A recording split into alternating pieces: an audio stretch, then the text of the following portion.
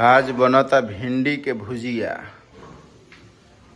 मिश्रा जी बनावत हणे। आ रोटी चाहे पराठा बनी। पराठे ठीक रही।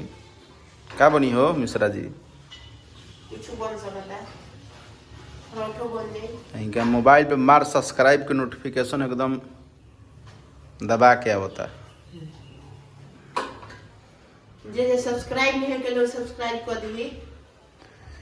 जरा निमन लगी वह करी, कोनो जोर जबरदस्ती नहीं किया। हाँ तो अभी यहाँ बन रहा है रोटी।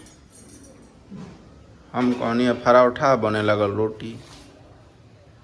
दिक्कत तो यह बा, और बाकी कुछ दिक्कत नहीं है। सब्जी बन के तैयार हो गई बा।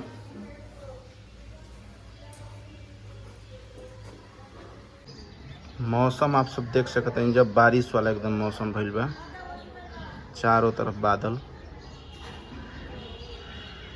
गाँव में बारिश भी होता।